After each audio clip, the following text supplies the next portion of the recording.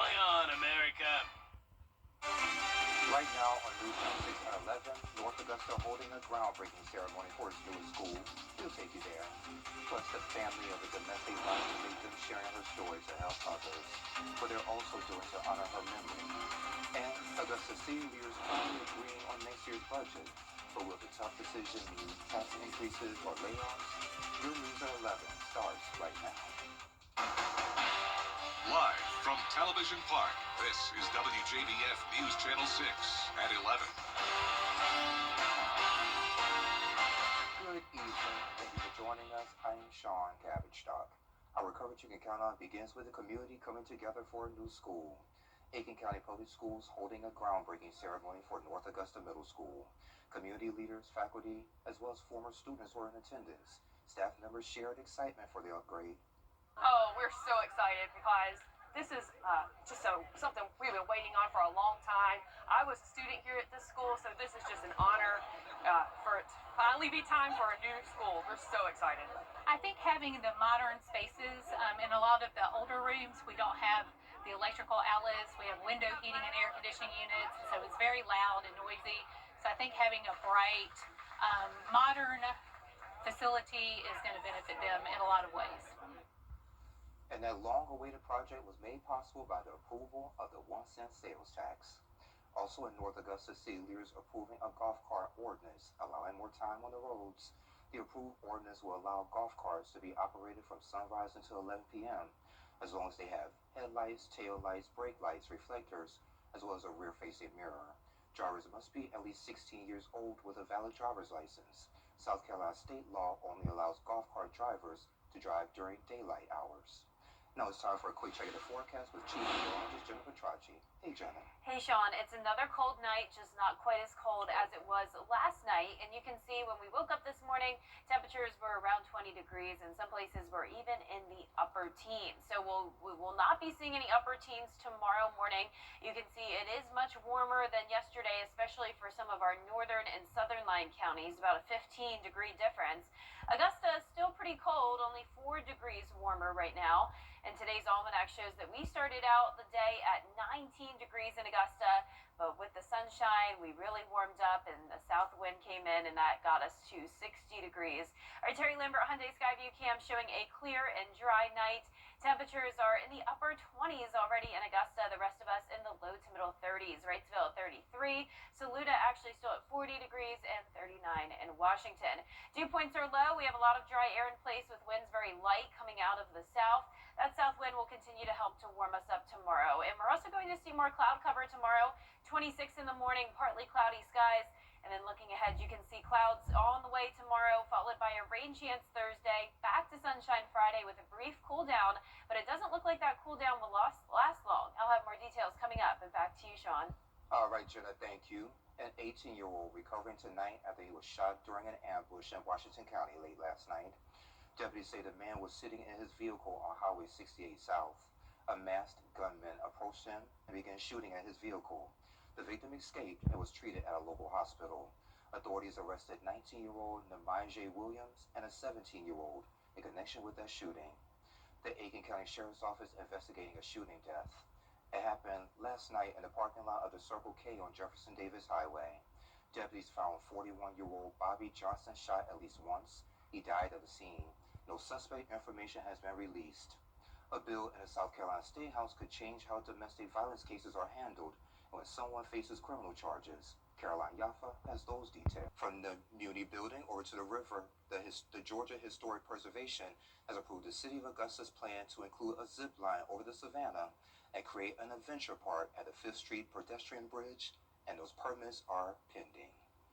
A new deal between the Georgia Power and Public Service Commission. It could significantly expand the state's power supply over the next 5 years. The agreement will allow the utility to add thousands of megawatts of new capacity. The deal isn't final just yet. It still needs approval from the full Public Service Commission. If approved, nearly 10,000 megawatts of new power plants could be certified, clearing the way for construction. Most of the power could be used to support data centers across Georgia. Georgia Power says the extra revenue from those data centers could help offset costs and keep customers' rates in check. Any rate impacts tied to this deal wouldn't be felt until at least 2029. Georgia's parole board has put on hold an execution that was supposed to happen tomorrow. That he was actually facing now this area to commit the crimes. You know, that's a pattern that criminals do. Investigators using video and physically searching for clues around Brown University, trying to track down the person responsible for the horrible shooting. And those high temperatures are back into the 60s. It's still going to be cold tomorrow morning, but even those lows are going to start warming up soon. A beautiful weekend ahead once we get through the rain on Thursday, and then warming up even more for Christmas Day. I'll have your full Life for 6 forecast after this break. It's time to go. Imagine that. Attention viewers, CW6 is now available today on Fubo. It's never been easier to watch all your favorite CW shows, sports, talk, reality, and so much more. CW6. Watch it today on Fubo. The live Viper 6 weather team is coverage you can count on. The live Viper 6 Skyview Network, sponsored by Terry Lambert Hyundai. Now, your most accurate forecast with WJBF Live Viper 6. Welcome back. I want to start out with a very special shout out to Greenbrier Elementary School. I went there earlier today and visited this great group of 4th grade students.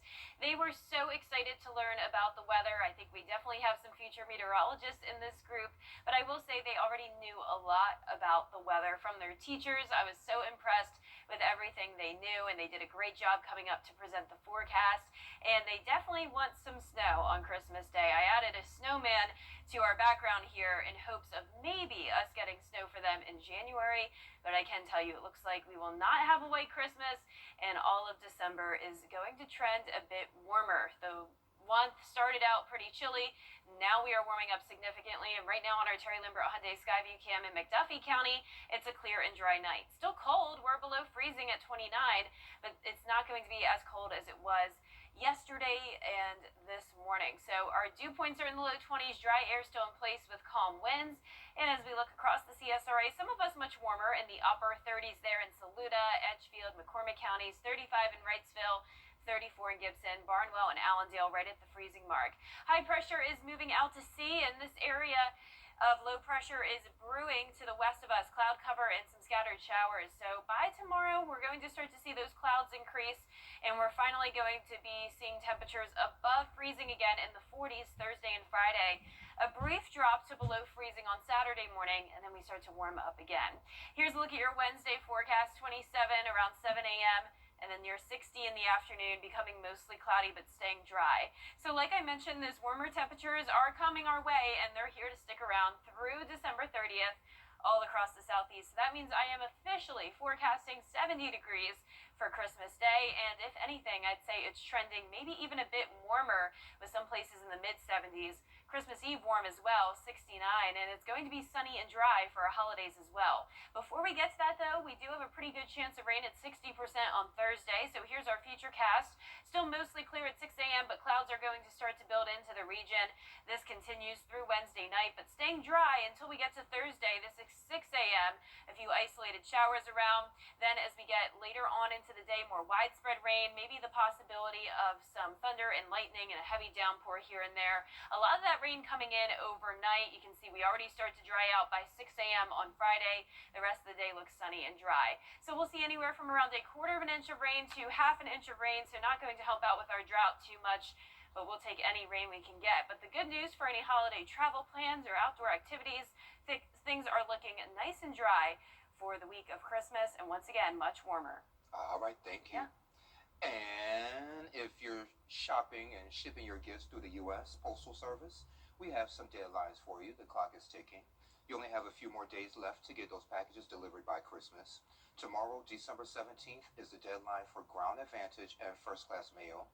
Thursday, December 18th, is the cutoff for Priority Mail, and Priority Mail Express runs through Saturday, December 20th. It's the final week to donate to our Giving Your Best Partners annual toy drive. 4 local nonprofits will share all donated toys and distribute those items to families in need this year. You can drop off new unwrapped toys through Thursday, your television park, or any partner location. Coming up, investigators in Rhode Island released new images of a person of interest near Brown University around the time of the shooting. But first, here's the winning numbers for tonight's South Carolina lottery. Pick 3, 697, and pick 4. The winning numbers are 3890, and the fireball is 2. Good luck. For years, WJBF News Channel 6 and our partners have championed local families through our Children First campaign. Together, our mission has always been to strengthen our community by uplifting children and their families across the CSRA.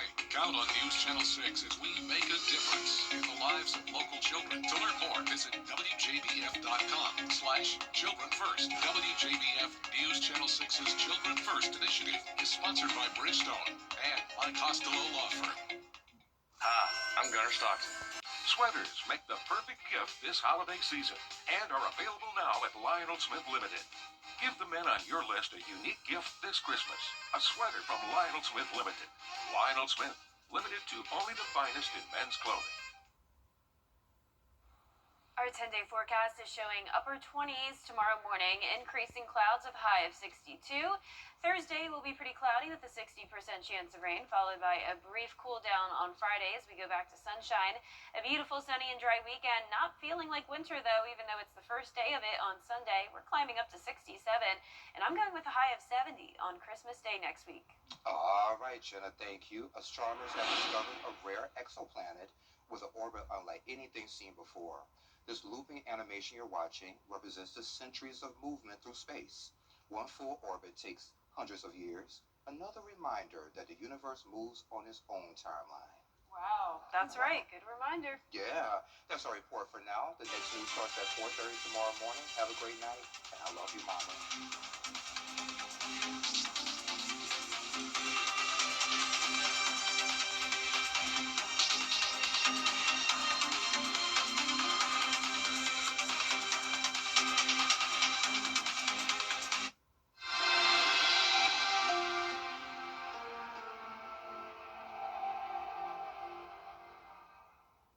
We was riding down the highway, the logging truck turned, the logs came through, hit me in the head, and hit my daughter-in-law in the face. I had saw Austin's commercial on TV. I looked his number up on the internet, and he got right back to me. He treats you like family. He makes sure that you know what's going on from the beginning to the end. He sticks by you. You could just focus on your health and getting better.